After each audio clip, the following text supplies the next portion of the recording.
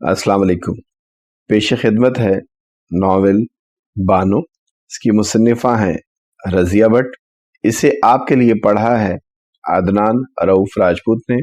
ये रिकॉर्डिंग आपके लिए national audio library for the blind की जानिब से की जा रही है। प्लीज़ हमारे चैनल को सब्सक्राइब कीजिए, वीडियोस को लाइक कीजिए और ज़्यादा से ज़्यादा लोगों के साथ इसको शेयर कीजिए। शुक्रिया। अगर आप हमारे ग्रुप का हिस्सा बनना चाहते हैं तो डिस्क्रिप्शन में दिए गए व्हाट्सएप नंबर पर ज्वाइन करें हमें और अपनी कीमती आरा से आगाह करें। बहुत शुक्रिया। अम्मा का माथा इस दिन ठनका था जिस दिन बानो के पाकिस्तान पहुंचने की इतला आई थी, लेकिन 3 दिन जो हसन बानो के सामने नहीं आया तो इन्हें कुछ तसल्ली हो गई थी। बानो में अब धरा ही क्या है, इन्होंने अपने दिल को तसल्ली दे ली थी।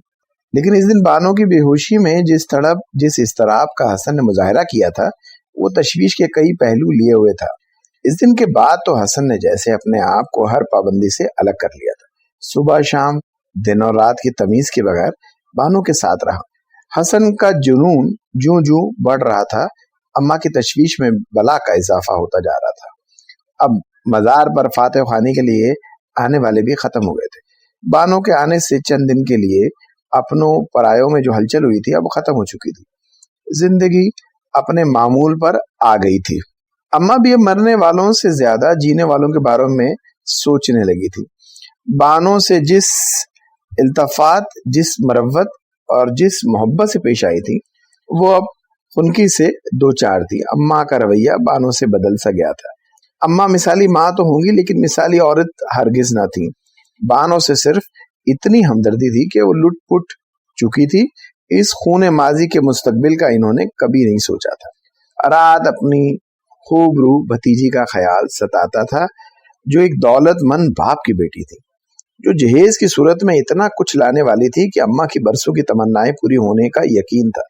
लेकिन बानो के आ जाने से हालात तशवीशनाक हो गए थे।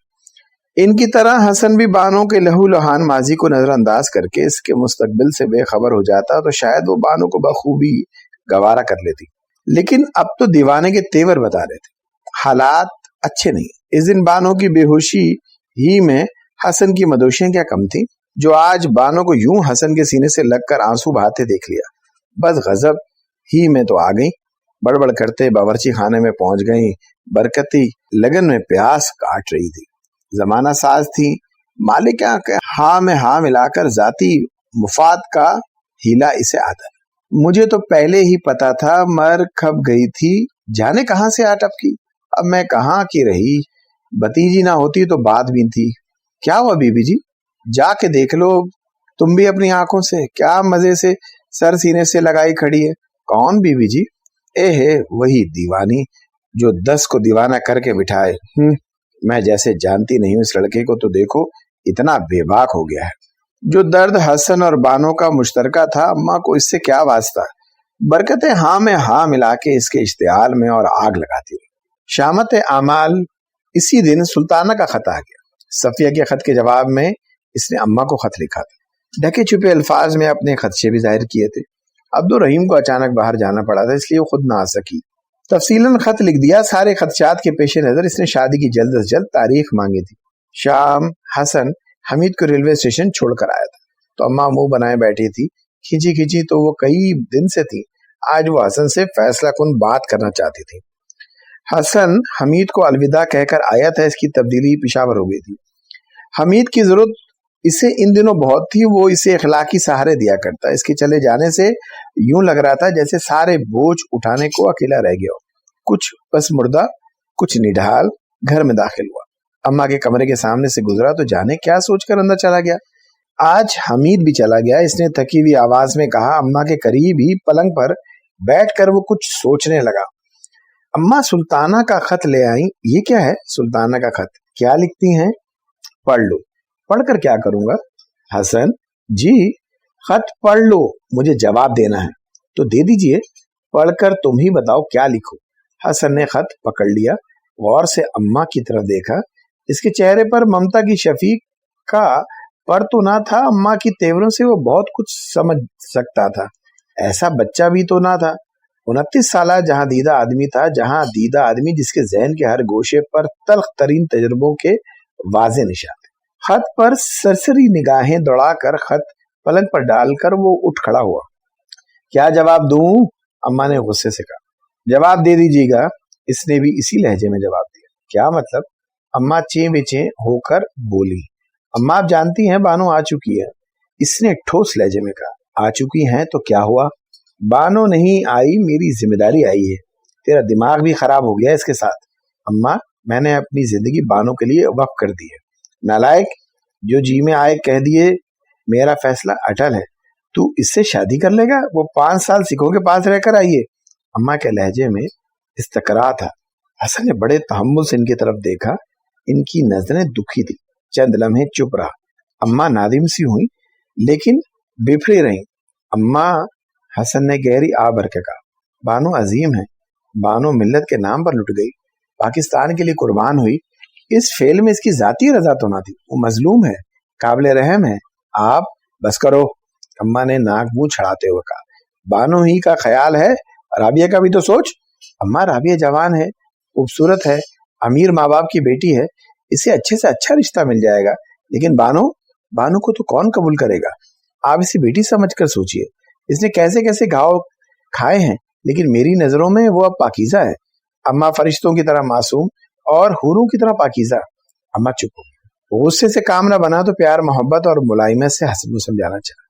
तुम्हारी मंगनी तय पा चुकी है बेटा, राबिया को किस जुर्म की सजा दोगे? खामखा बदनाम हो जाएगी। इसकी माँ बाप का इज्जत का भी ख्याल करो। क्या गुजरेगी इन पर? वार कारगर था। हसन मुस्तरफ जरूर हो गया लेकिन अपने फैसले पर चट्टान की तरह अटल था। मैं राबिया से नादिम हूँ, मामू और मोमानी का भी मुझे पूरा ख्याल, लेकिन मैं क्या करूँ अम्मा? बानो को किसके सहारे छोड़ दूं? मैं इसे अपनी बेटी बनाकर सारी उम्र कलेजे से लगा के रखूंगी। तुम इस बात की फिक्र न करो। तुम हालात को यूं ना उलझाओ। राबिया से शादी ये किसी तौर पर अब मुमकिन नहीं। बानो को मेरी जरूरत है। मैं आखिरी दम तक इससे सहारा दूंगा। हसन ने फैसला कुन अंदाज में कहा। इसे शादी करके ही सहारा दे सकते हो, अम्मा ने नरमी से कहा। जरूरी नहीं, शादी हो या ना हो, मैं अपनी जिंदगी इसके लिए वक्फ कर दी है। अम्मा ने बहती राग़िब करने की कोशिश की लेकिन चट्टान अपनी जगह अटल। हार कर अम्मा आखिरी हरबे उतर आई। आंखों में आंसू भर लिए। मुझे भाई के सामने शर्मिंदा करोगे? मैं खुदा से शर्मिंदा नहीं होना चाहता अम्मा, हसन ने तड़प कर कहा और बोझल कदमों से कमरे से निकल गया। अम्मा ने इसी दिन सारी सूरत हाल से सुल्ताना को मुतला कर दिया। लाहौर आने की ताकीद भी की। राबिया को भी बुला भेजा। शायद राबिया ही हसन को राह रास्त पे ले आए। उस दिन से अम्मा का रवैया बेजारी की मुंजमद बरूदत से भर गया। बानो जो हसन के खुलूस मोहब्बत और चाह से सेहतमंदी की तरफ बढ़ी थी, अम्मा के रवैये से मुसरफ हो जाती और सोचने लगती, ये तो पाकिस्तान है, यहाँ के पाक लोग तो खुलूस के पेकर होने चाहिए। यहाँ पर ये गैरियत, ये अजनबियत क्यों? जहन अभी दुखता फोड़ा था। सोचती रहती, समझ ना सकती। हाँ, बात बात पर इसे रोना जरूर आने लगा। बानो, कुछ तो बोलो बानो। बातें क्या करो? आओ तुम्हें मैं बाहर ले चलूं। पाकिस्तान की सैर नहीं करना? अपनी कौम से नहीं मिलोगी? बोलो ना बानो, बोलो ना बानो, बानो, बानो। हसन कितनी देर से पलंग की पुष्ट पर झुका बानो को बुला रहा था। बानो चुपचाप पट्टी पर पांव लटकाए बैठी थी। इसका बच्चा फर्श पर खेल रहा था। बानो गुमसुम सी खलाओं में घूर रही थी। वो 3-4 दिन से चुप थी। इस दिन से चुप थी जब हसन को इसने पूरी तरह पहचान लिया था। इस हसन को जिसका अपना था, जिससे इसकी जिंदगी के बंधन बंधने का पैमा हुआ था, जिसने बसंत के घर में भी इसे जिंदा रहने की लगन दी थी, जिसने इसके लाल सुनहरी गोटे से जगमगाते दुपट्टे को बड़े जज्बाती और वालेहाना अंदाज में छुआ था। इसकी वीरान आंखों में महबूब सी अपनायत की चमक थी। इस दिन से निखार पैदा हुआ था, लेकिन ये निखार अजियतों का पैगंबर बन गया था। वो चुप थी। हसन 2-3 दिन खामोशी से इसकी हरकत का जायजा लेता रहा। सिवाय खामोशी के इसने इन दिनों कोई गैर फितरी हरकत ना की थी। बच्चे को मार डालने की कोशिश की थी, ना पाकिस्तान के मुतालिक मुदल्लिल बहसें करने की। हूँ हाँ के सिवा इसके मुंह से कोई लफ्ज ना निकला। अम्मा की खुरदरी और बेजारी से भरी बातों से वो कुछ शर्मती थी। لیکن زبان سے ایک لفظ نہ بولی.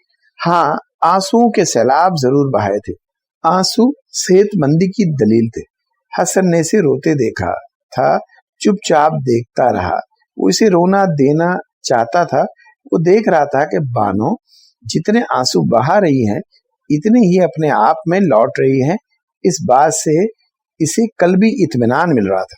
لیکن اتنا محیب خاموشی اس سے اتنے طویل عرصے تک بھلا کیسے برداشت ہو سکتی تھی؟ آج اس نے بانو کو باتیں کرنے پر مجبور کرنے کا تہیہ کر لیا تھا. دفتر سے آج وہ کچھ دیر پہلے ہی لوٹ آیا تھا. کھانا کھا کر وہ سیدھا بانو کے کمرے میں چلا آیا. بانو بچے کو گود میں لیے بیٹھی سوچوں میں گم تھی. حسن کو آتا دیکھا تو اس پر عجیب سی گھبراہٹ طاری ہو گئی. بچے کو جلدی سے گود سے اتارا, زمین پر بٹھا دیا.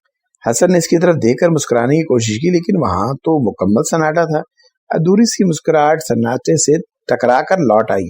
حسن کا دل درد مچل گیا, لیکن اس نے آج بانو سے باتیں کرنے کا عزم کر لیا تھا.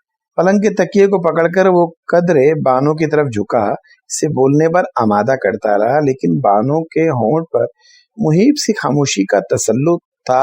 حسن تکیہ چھوڑ کر اس کے سامنے آ گیا. بانو. حسن نے اس کا کندھا چھوا. بانو کے سینے میں مضطرب ہلچل اس کے اونچے نیچے ہوتے سانسوں سے آیا تھی. باتیں کرو نا, بولتی کیوں نہیں ہو؟ کیا ہو گیا تمہیں؟ کوئی بات تو کرو. حسن نے گہری آہ کو روکتے ہوئے بڑے دردیلے لہجے میں کہا. تم میرے سامنے نہ آیا کرو حسن.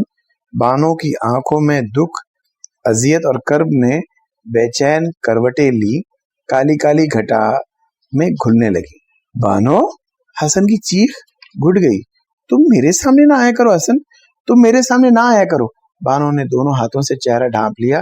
کالی گھٹائیں کھل کر برسنے لگی. بانو. حسن نے اپنے خالے ہاتھوں کی مٹھیاں کھولتے بند کرتے اپنے پگھلے ہوئے دکھ سے مغلوب ہوتے ہوئے بولا. بانو بے اختیار ہونے لگی. بچہ اسے روتا دیکھ کر اس کی طرف لپکا. حسن نے بچے کی طرف دیکھا. غم غصے سے اس کے ہونٹ کانپنے لگے. بچے کو بازو سے پکڑ کر گھسیٹا اور کمرے سے باہر لے گیا. برکتیں اور باورچی کھانے کی طرف جا رہی تھی. اسے کچھ کھانے کے دو. حسن نے بچے کو اس طرف دھکیلا. برکتیں نے حسن کے کہنے پر بچے کو تھام لیا, لیکن اس کی آنکھوں میں نفرت کا طوفان تھا. اس نے بچے کو کندھے سے یوں پکڑا جیسے کوئی نجس چیز ہو. حسن ہونٹ کاٹتے ہوئے افسردگی کا تاثر لیے واپس مڑا. بانو اب بھی اس طرح رو رہی تھی. اس کے زرد زرد ہاتھوں پر آنسوؤں کے قطرے پھسل رہے تھے. بانو. حسن چند لمحے اسے دیکھنے رہنے کے بعد بولا. تم میرے سامنے نہ آیا کرو. بانو تڑپتے لہجے میں کہہ رہی تھی. کیوں نہ آیا کرو بانو؟ حسن کے حلق میں پھندا سا پڑنے لگا. بانو زاروں قطار ہوتی رہی. حسن نے بے چینی سے رخ بدلا. اپنی گردن پر پڑے بالوں پر ہاتھ پھیرتے ہوئے دکھ سے بانو کو دیکھتا رہا. کچھ کہنے کی کوشش کی, لیکن اب نہ ہلے. چپ رہا. آہیں روکی, ہونٹ کاٹے.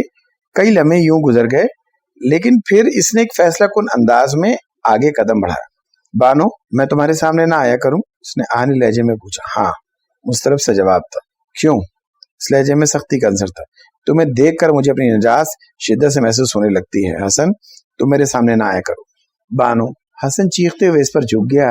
یہ دیکھو دیکھو حسن. بانو نے اپنی رگڑ رگڑ کر زخمی کی ہوئی باہیں اس کے سامنے کرتے ہوئے کہا. کیا ہے یہ؟ حسن نے حوصلے کا دامن نہ چھوڑا. یہ بانو ہاتھ اپنے بازو پر پھیرتے بولی. یہ بسنتے نے. بانو. حسن تڑپ کر چیخا. زمین پر دوزانہ ہوتے ہوئے اس نے بانو کے گھٹنے پر ہاتھ رکھ دیے. ان باتوں کو بھیانک خواب کی طرح سمجھ کر بھلا دو. بانو نے نفی میں سر ہلاتے ہوئے کہا. مجھے ہر وقت بدبو آتی رہتی ہے اپنے بدن سے, اپنے آپ سے, تم سے. آمنا سامنا ہوتے ہی بدبو. بانو, خدا کے لیے ایسی باتیں نہ کرو. حسن نے اس کے گھٹنے جھنجھوڑے. تم سنگو. بانو نے معصومے سے جس دیوانگی کے آثار تھے اپنے ہاتھ حسن کے سامنے کر دیے. حسن نے بڑے ہی جذباتی پن سے اس کے دونوں ہاتھ پکڑ کر آنکھوں سے لگا دیے. بدبو, اف بدبو. بانو نے اس ہاتھ چھڑانا چاہا. ان میں کوئی گندگی نہیں ہے, کوئی بو نہیں ہے. ان میں تو جنتی ہواؤں کا تاثر ہے بانو. یہ فردوسی لمس کے حامل ہے. تم یوں نہ سوچا کرو بانو. سچ کہہ رہے ہو. بانو نے اپنے ہاتھوں کو آنکھیں پھاڑ پھاڑ کر دیکھتے ہوئے کہا. تم عظیم ہو بانو. حسن نے روندھے ہوئے گلے سے کہا. تمہاری قربانی نے تمہیں عرش کے کنکریوں سے ہمکنار کر دیا ہے. اپنے آپ کو سمجھو. تمہاری عظمت تمہاری بڑائی کے سامنے دنیا کی ہر چیز ہیج ہے. تم سونا تھی، اب حوادث کی بھٹی میں تب کر کندن بن چکی ہو. تم مجھے محبوب تھی، لیکن اب میری نظروں میں اتنی بلند ہو چکی ہو کہ میری محبت اس بلندی کے سامنے کچھ رکت نہیں رکھتی. بانو تم نہیں جانتی تم میرے لیے کیا ہو. حسن نے بے اختیار ہو کر سر بانو کے گھٹنے پر رکھ دیا. بانو کے ہاتھ اس نے اپنے ہاتھوں میں بڑی عقیدت سے تھام دیے تھے. بصیرہ میں سر شام ہی رات ڈھل گئی تھی. رابعہ کئی دنوں سے مضطرب و بے چین تھی. صفیہ خالہ کے خط سے بانو کی آمد کا پتہ چلا تھا. اس وقت تو اس نے اہم خبر کو کوئی خاص اہمیت نہ دی تھی، لیکن رات امی اور ابو کی ادھوری باتوں نے پریشان کر دی. حسن کو اس نے ٹوٹ کر چاہا تھا. مستقبل کے حسین تصور اس کے دم سے آباد تھے. راہ محبت پر خرامہ چلی جا رہی تھی. جسے چاہا تھا اسے پا لیا تھا، لیکن اب اچانک اور بالکل باد و سموم چلنے لگی. جہنمی آگ برسنے لگی. بچاؤ اور چھپاؤ کی صورت نظر آ رہی تھی. حسن کو اس نے ایک نہیں، دو نہیں، پورے 5 خط لکھے تھے، لیکن جواب ایک کا بھی نہیں ملا تھا. ان خطوط میں اس نے اپنے جذبات کی تڑپ پوری طرح سموئی تھی، لیکن اس کا اثر کچھ بھی نہیں ہوا تھا. رابعہ کی زندگی رواں دواں بہاروں کو خزاں کی دیمک چاٹ رہی تھی.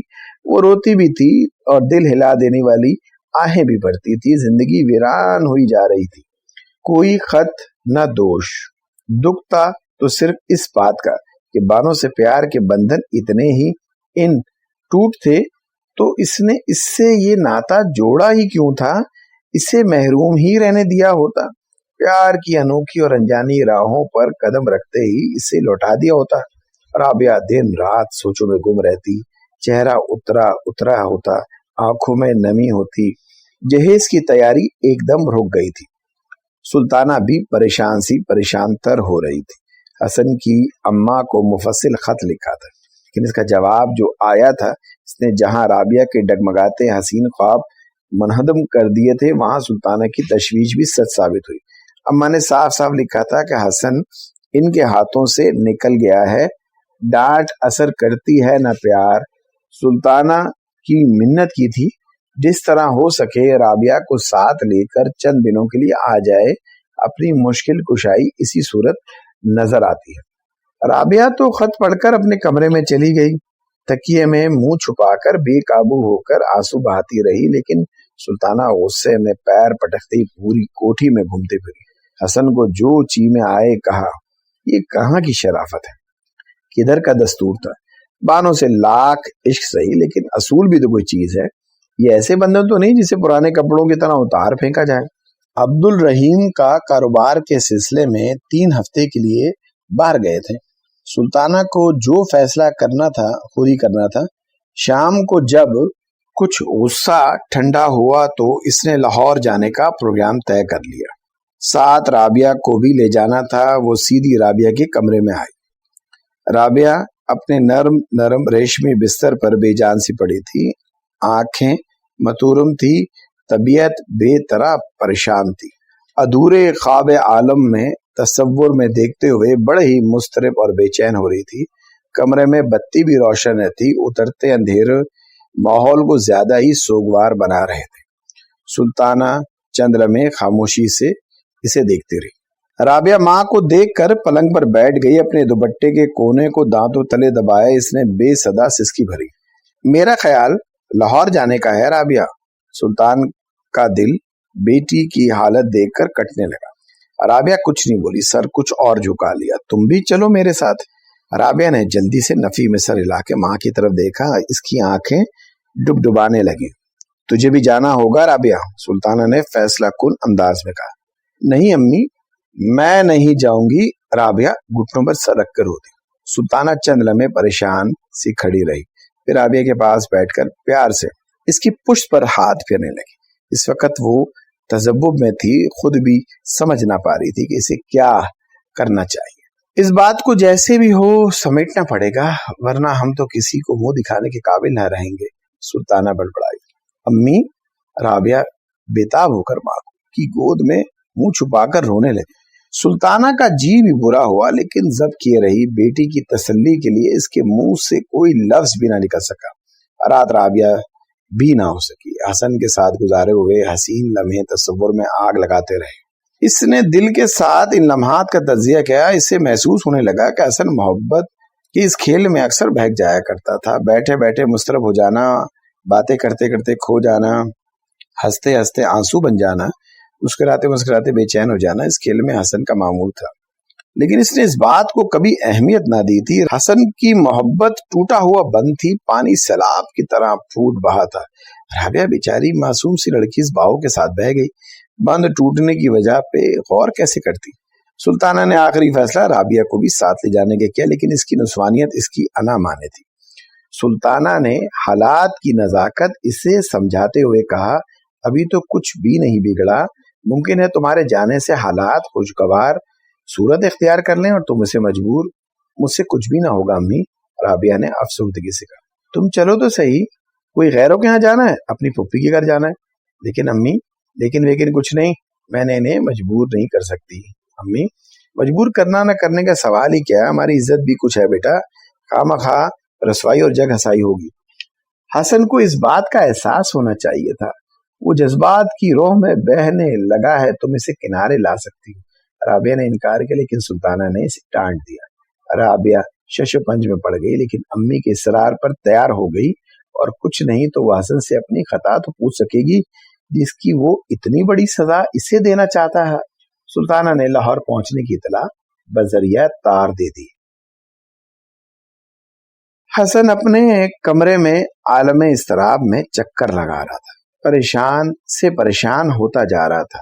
سگریٹوں کے 2 پیکٹ پھونک ڈالے تھے، لیکن قرار نہیں آیا تھا. سوچیں بکھر گئی تھی. آج چھٹی تھی. صبح حسن درزی سے کپڑے لینے گیا تھا. بانوں کے لیے اس نے کچھ کپڑے بنوائے تھے.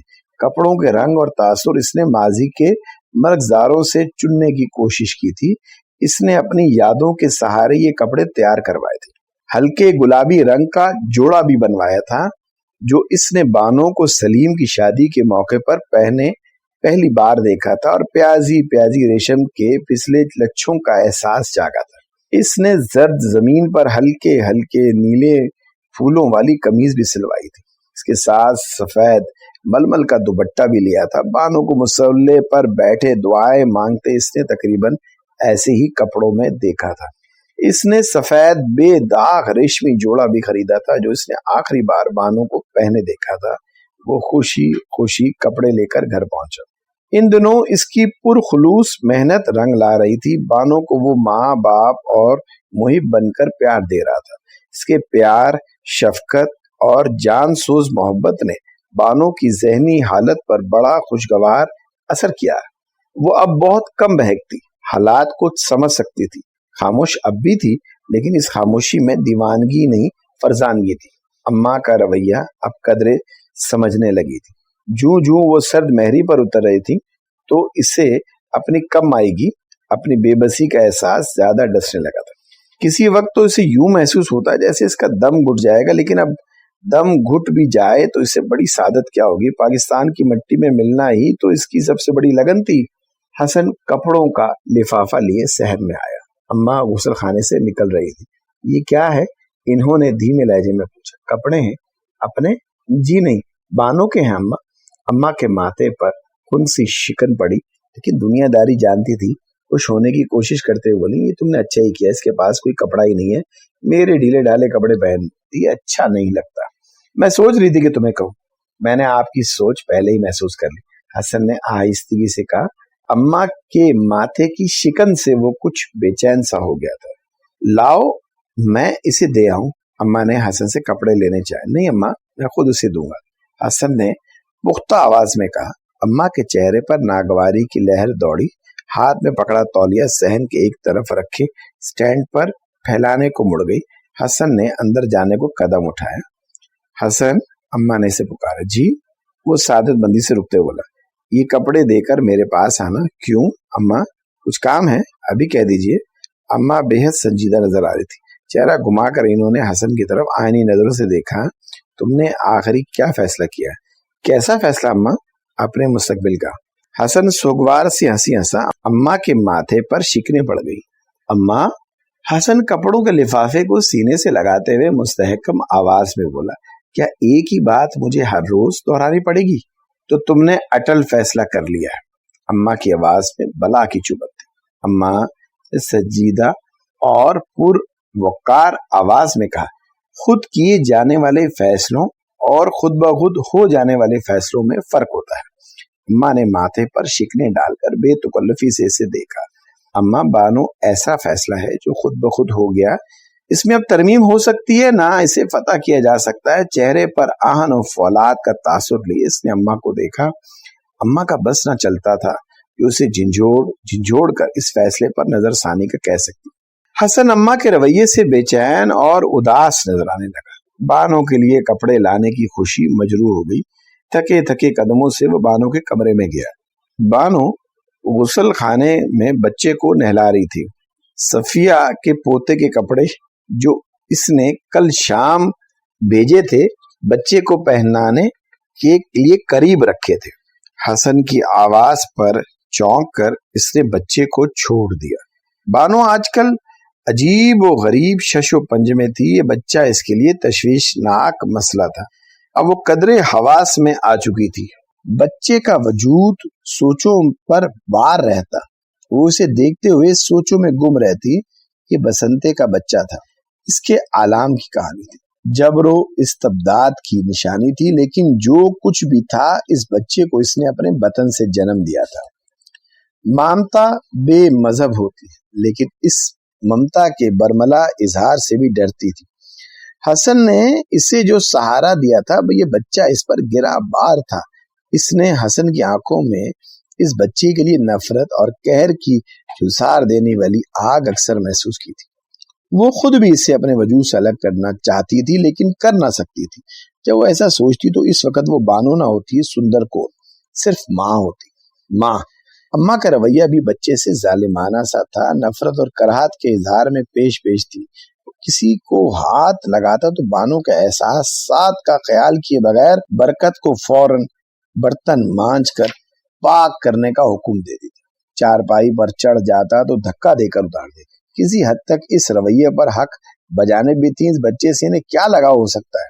बानो, हसन ने फिर से पुकारा। गुसल खाने के अध खुले दरवाजे को हरकत हुई। बानो गीले हाथों को दुपट्टे से पोंछती बाहर निकल आई। इसका चेहरा किसी तौर पर शुगुफ्ता नहीं था। उलझाओं के बेशुमार जाविये थे जो पुकार पुकार कर इसकी जहनी परेशानी का इजहार कर रहे थे। ये तो हसन अम्मा की वजह से खुद भी पसमर्दा हो रहा था। ये क्या है? बानो ने नजरें झुकाए झुकाए पूछा। खोल कर देखो। हसन ने लिफाफा पलंग पर डाल दिया। बानो ने लिफाफे पर निगाह डाली। हसन ने इसे पलंग पर बिठाते हुए कहा, लो खुद ही निकाल लो।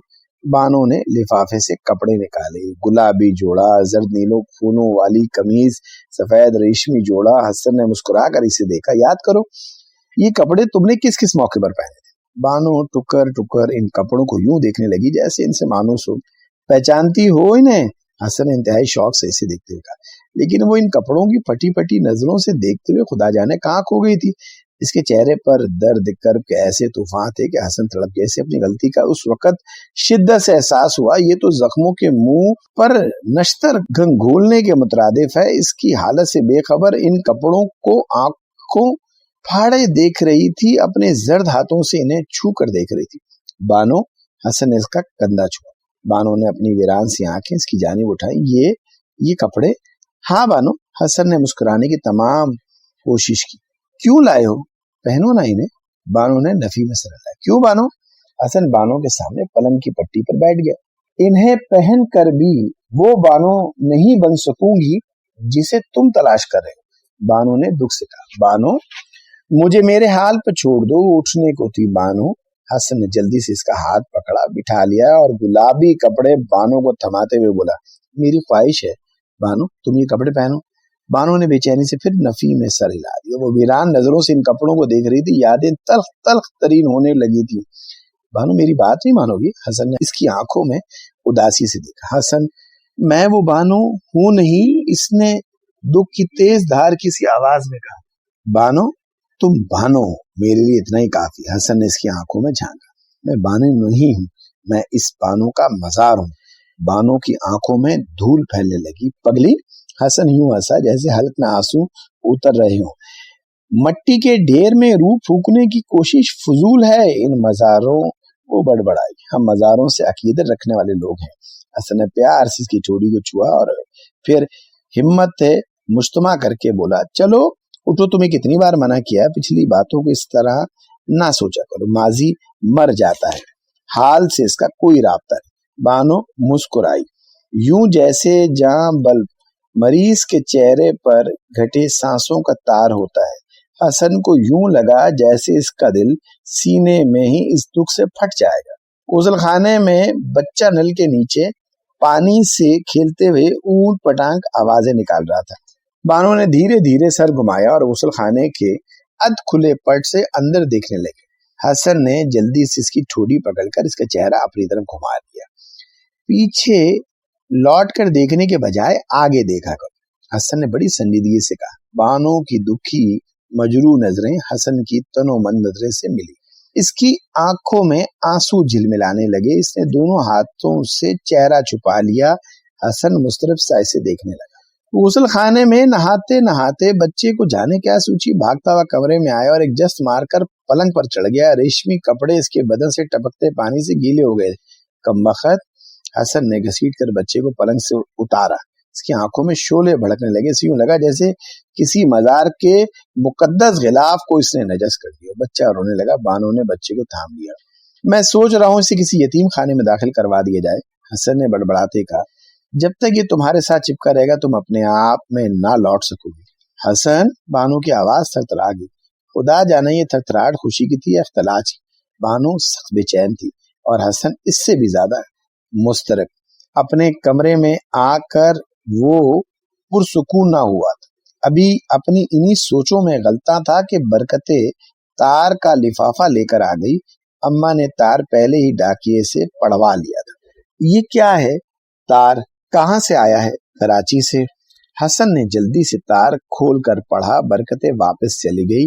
सुल्ताना के साथ साथ राबिया भी आ रही है। हसन का सर चकरा गया। सोचें आपस में टकराने लगी। वो परेशान से परेशान तर होता गया। सिगरेट पे सिगरेट फूंकता रहा, लेकिन करार शायद इसकी तकदीर में रहा ही नहीं था।